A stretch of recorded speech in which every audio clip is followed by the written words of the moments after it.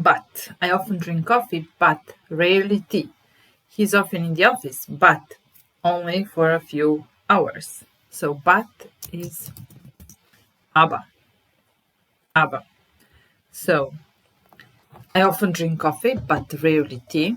In German would be Ich trinke oft Kaffee, aber selten Tee.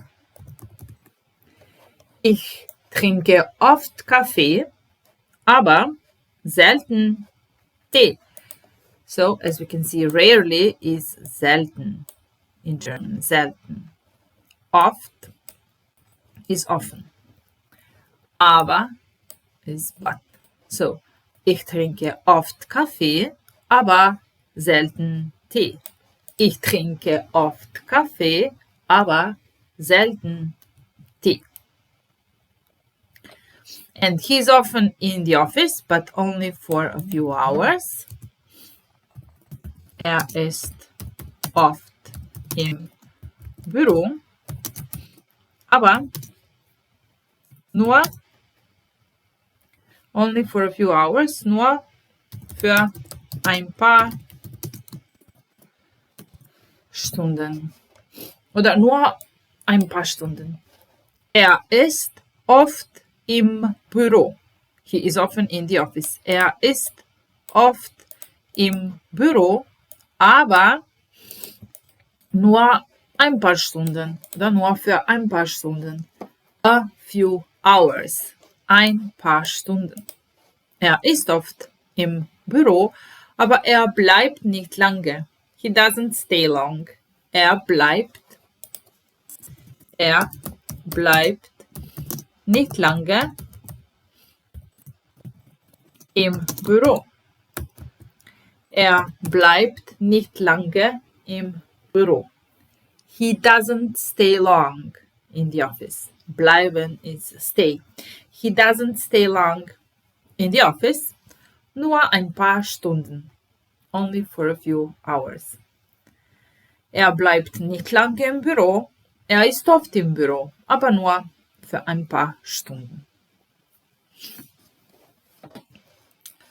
Number 2 is to pick up. Pick up somebody from school, from the airport, is abholen. In Deutsch, abholen. It's a verb with a separable prefix. Ab is a separable prefix. So it's ich hole ab, du holst ab, holt ab is a regular verb, so nothing changes. Holen, ich hole, du holst, sie es holt. Wir holen ab, ihr holt ab und sie, and sie formal, holen ab. Holen, holt, holen. So these are the endings that you should know. Ich hole ab, du holst ab, holt ab. Wir holen ab, ihr holt ab, sie holen ab. So the main thing is that this ab prefix goes at the end of the sentence. So in this sentence, I will pick you up at 10 a.m. We can use presence instead of future tense, and we can say ich hole dich 10 Uhr a.m. 10 Uhr morgens, and then don't forget to put up at the end. So ich hole dich, you, at 10 a.m. 10 Uhr morgens up. So as you can see here in English, we can say I'll pick you up, and we put this up here in the middle of the sentence. But in German, we have the exact place for this up, for a separable prefix, and that's at the end of the sentence. So we cannot say ich hole dich ab 10 Uhr morgens, but we have to say ich hole dich 10 Uhr morgens ab. So the main verb is always at the second place in the sentence, holen, and the separable prefix is always at the end of the sentence. And then the question, when can you pick me up? Wann kannst du mich abholen? In this case, we have the modal verb können, is can, können. So it's now the modal verb is at the second place, and this abholen is at the end, and we use the infinitive form of the verb, so we don't separate ab from holen here, because it's always modal verb at the second place, the main verb at the end in infinitive form. So nothing changes here. It goes like abholen together. Wann kannst du mich abholen? But we can also say, when are you picking me up? Using presence, and then we will say, wann holst du mich ab? In this case, wann holst du mich ab? When we only use the verb abholen in the sentence, there is no modal. There are no modal verbs in the sentence. Then we separate the prefix, and we say, wann holst du mich ab? And these two sentences are more or less the same. The meaning is the same. Wann kannst du mich abholen? Wann holst du mich ab? Or we can use future tense and say, wann wirst du mich abholen? When will you pick me up? Wann wirst du mich? And then again, the infinitive form of the verb at the end, abholen. So whether we use the modal verb or helping verb werden for future tense, the rule is the same. Modal verb or the helping verb is at the second place. The main verb is in the infinitive form at the end, abholen. And when we have only one verb, in this case, abholen, and if that verb has a separable prefix, then we separate it. So is wann holst du mich ab? Wann wirst du mich abholen? Wann kannst du mich abholen? Okay. Alone. Alone is allein in German. Is he coming alone? In German, kommt allein. Kommt allein. So this sentence can also be translated as does he come alone, because we don't make a difference we don't have two present tenses in German.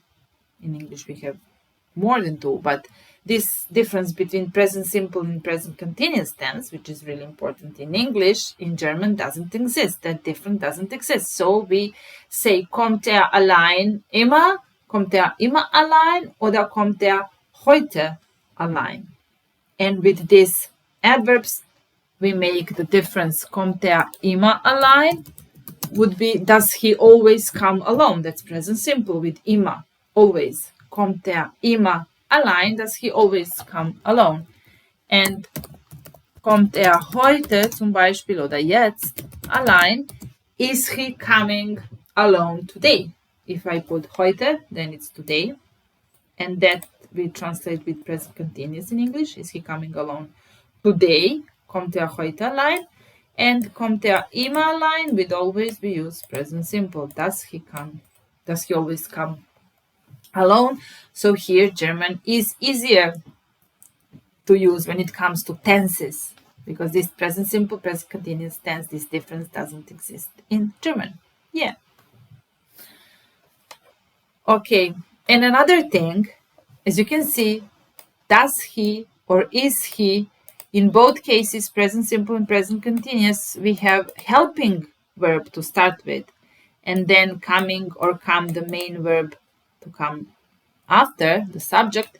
But in German, we make these simple questions, yes or no questions, by changing the word order. So we put the verb at the beginning and then the subject after. So kommt geht fährt er, spricht er. It's much, much easier to make questions in German than in English. You don't have to think in present tense. You don't have to think about helping verbs. So it's does he, is he, do you, does she. It doesn't exist. So we just need to know the form of the verb, so the right form of the verb, depending on the subject. So if it is is kommt with T at the end. If it is I, komme ich. Kommst du with ST, with du, you. Kommst du, kommt er, komme ich, etc. Okay, so no, he's not coming alone. He comes with his brother. Let's say he's coming, because in the first sentence we use present continuous. So no, he is not coming alone. Nein, kommt nicht allein. He's coming with his brother. Kommt with his brother. No, nein, he is not coming alone. Kommt nicht allein. He is coming with his brother. Kommt mit seinem Bruder. I repeated the English. With his brother. With his brother is mit seinem Bruder. And in this kind of sentences, German is a bit more difficult than English because it has cases. In this sentence with mit, we have dative case. And dative case means that we will come across ending M, more or less M, because M ending M is for masculine and neutral nouns. And R is for feminine nouns. So if it was his sister, we would say mit seiner Schwester. So kommt mit seinem Bruder oder mit seiner Schwester, with his sister. Okay, so he is not coming. In English, we put not before the main verb, not coming. In German, we put nicht, which is not, after the verb. So kommt nicht. Kommt nicht allein. Kommt mit seinem Bruder. Sein, it means his. And with his brother is mit seinem Bruder. Mit seiner Schwester would be with his sister. Next one is old, and that's alt. How old are you? Wie alt bist du? So it's the same as in English. How is wie, old is alt, are bist you, du. Wie alt bist du? I am, ich bin, and then we say the number. Ich bin 30, 40, 50 Jahre alt. We can, but we don't need to put this. The same as in English. So, how old are you? Wie alt bist du? So we don't use the verb haben. For example, as in Italian, when we say quanti anni hai. So it would be like, how many years do you have? But English and German are similar, and they ask you, are you old or not? So how old? No, you are old, but how old? Are you very, very old or not very old? How old are you? Wie alt bist du? And my car is old, but it is still good.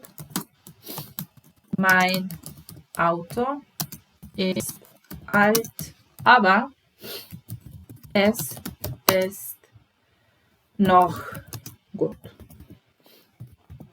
Mein Auto ist alt. My car is old. Aber it is still good. Es ist noch gut. So we just translate literally every word from English into the German sentence. So my car is mein Auto. Ist. Old, alt, aber Let's put it this way. It, es, ist, still, noch, gut, gut. Interesting. My car is old. Mein Auto ist alt. But, aber, it's still good. Es ist noch gut. Then we have to offer something, and that's anbieten. Anbieten. Again, the verb with the separable prefix ab. So, ich biete an. Sorry, ich biete an. Du bietest an. Er bietet an. Wir bieten an. Ihr bietet an. Und sie or sie formal bieten an. So again, it's a regular verb. And you have just to pay attention to the endings. The first person singular, biete. Second person, bietest. Third person, bietet. Plural, wir bieten, ihr bietet und sie bieten an. So it's bieten, bieten, anbieten.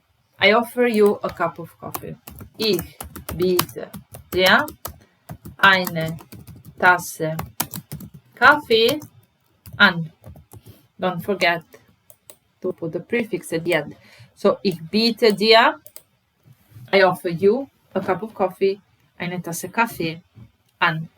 This dir is again dative case. So here in this sentence and with the verb anbieten, we have actually two objects. We have a direct and indirect object. So the thing that I am offering is a direct object, so it's a cup of coffee, eine Tasse Kaffee. But the person to whom I'm offering something is in German in dative case, and that's dir. So du is you, but I'm offering that to you.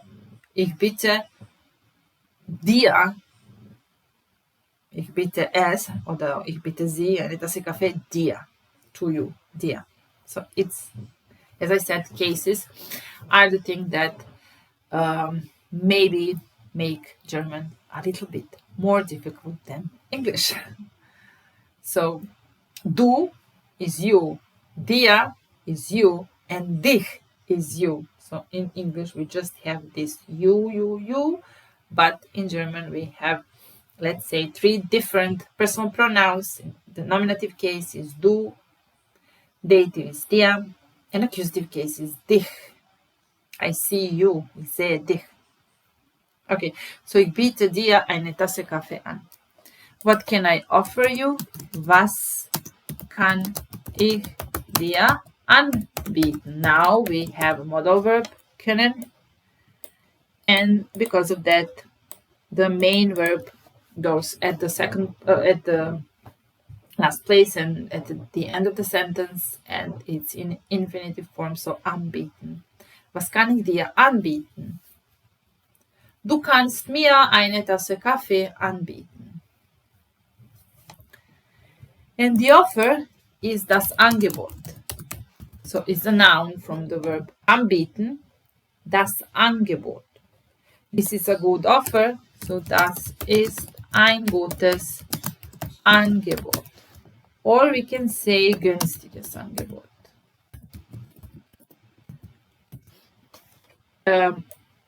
Good or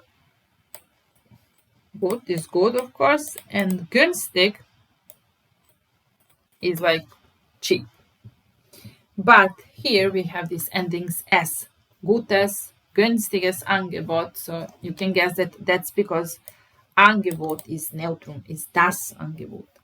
And that's why we have to show it that it's das by adding this s, gutes and günstiges before the noun Angebot. So anbieten is to offer, and Angebot is das Angebot, and that's the offer. And das ist ein gutes, günstiges Angebot is the sentence number 6. Number 7 is the verb to arrive, and that's uncommon. So the third one with the separable prefix uncommon, just common is to come, uncommon is to arrive. When will the train arrive? Or when, maybe it's better to ask, when is the train arriving? Or when does the train arrive? Let's make this question present simple. And presence in Deutsch would be wann kommt der Zug an? So in this case, we have one verb in the sentence, that's ankommen. And in this case, we put the prefix at the end. So wann kommt der Zug an? Der Zug is the train. And the answer is the train arrives in 10 minutes. So der Zug kommt in 10 Minuten an. Preposition is the same as in the English sentence, in 10 minutes, in 10 Minuten. Der Zug kommt in 10 Minuten an. Der Zug kommt in 10 Minuten an. And then we have the arrival, and that's Ankunft. It's not so similar as anbieten and Angebot. It's a bit different, but okay. The Ankunft from ankommen, Ankunft. The Ankunft is arrival. Turn on, anmachen. Anmachen. So again, the prefix an, separable prefix an. Can you turn on the light? Kannst du das Licht anmachen? It's easier when you know and when you know the modal verbs in German, because you don't need to think about the verbs, whether the verb is with separable prefix, whether it is irregular, stark, or da nicht. Because when you use the modal verb, like here, kannst du, then you know that the main verb comes at the end of the sentence and it's always doesn't change at all. So we just use it in its basic form, infinitive form, anmachen. So, kannst du das Licht, is the light, kannst du das Licht anmachen? I turn on the light and I read a book. Ich mache das Licht an and ich lese, it's not and, it's und, ich lese ein Buch. Ich mache das Licht an. I turn on the light. And I read a book. Ich lese ein Buch. Ich mache das Licht an und ich lese ein Buch. And here we have to turn off, and that's ausmachen. An und aus. Ausmachen is to turn off. I'm turning off the light. Ich mache das Licht aus. Ich mache das Licht aus. And I go to bed.